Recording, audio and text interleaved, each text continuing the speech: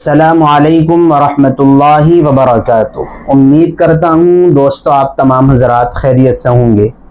اللہ سے دعا ہے جہاں بھی آپ ہیں اللہ آپ کو خوشی اور سلامتی کے ساتھ محفوظ رکھے۔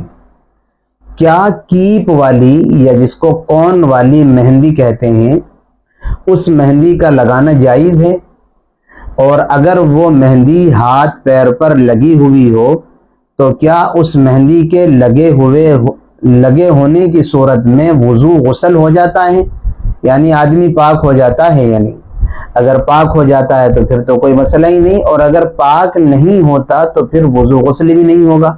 یہ ساری باتیں آج آپ کی خدمت میں ہم عرض کر رہی ہیں۔ یاد رکھیں، عورت کے لیے ہر قسم کی مہندی لگانا جائز ہے، چاہے پتے والی ہو، چاہے گھول کر لگانے والی ہو، چاہے کیپ والی، کون والی، کوئی بھی ہو، ہر قسم کی مہندی لگانا جائز ہے۔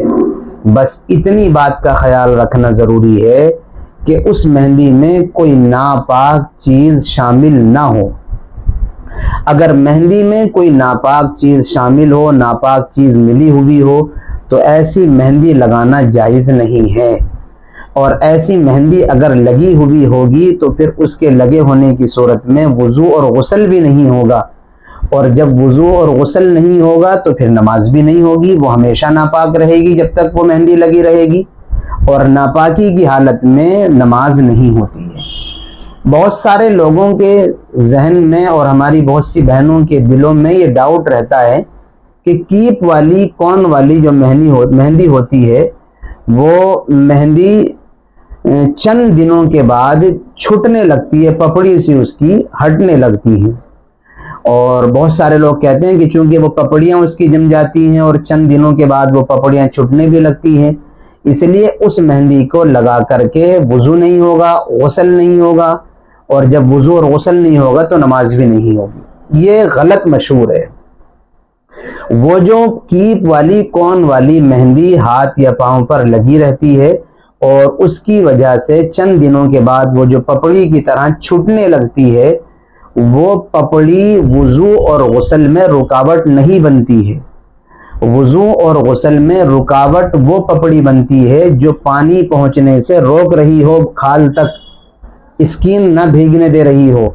اور وہ جو کیپ اور کون والی مہندی ہوتی ہے جس کی پپڑی ہوتی ہے، وہ پانی پہنچنے سے نہیں روکتی ہے، بلکہ پانی اس سے سرایت کر کے ہاتھ پاؤں کی اسکین تک، کھال تک پہنچ جاتا ہے۔ جب کھال بھیگ جاتی ہے، پانی پہنچ جاتا ہے، تو پھر وضو اور غسل بھی صحیح ہو جاتا ہے، اور جب وضو اور غسل صحیح ہو گیا تو پھر اس وضو اور غسل کے ذریعے سے جو نماز پڑھی جائے گی وہ نماز بھی صحیح ہوگی۔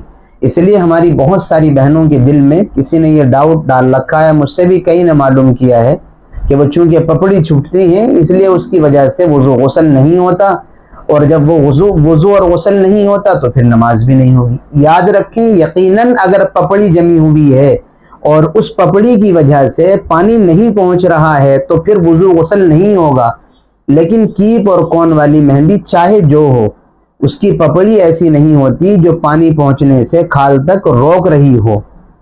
اگر وہ پپڑی پانی پہنچنے سے روک رہی ہے تو پھر کوئی بھی کسی بھی چیز کی ہو، پھر تو وضو اور غسل ہوگا ہی نہیں۔ لیکن تجربہ یہ ہے کہ کیپ والی، کون والی مہندی کی جو پپڑی ہوتی ہے، جو چند دنوں کے بعد چھوٹنے لگتی ہے، اس سے پانی نہیں رکتا ہے، بلکہ وہ پانی سرایت کر کے کھال تک پہنچ جاتا ہے۔ جب پانی کھال تک پہنچ رہا ہے تو پھر نماز اور وضو غسل سب کچھ درست ہو جائے گا، اور اس کیپ کون والی مہندی کا لگانا بھی درست ہوگا۔ امید کرتا ہوں آپ کی بات سمجھ آ گئی ہوگی۔ دعاؤں کی درخواستیں ہیں، پھر ملیں گے انشاءاللہ کسی نئی اور اچھی ویڈیو کے ساتھ۔ السلام علیکم ورحمۃ اللہ وبرکاتہ۔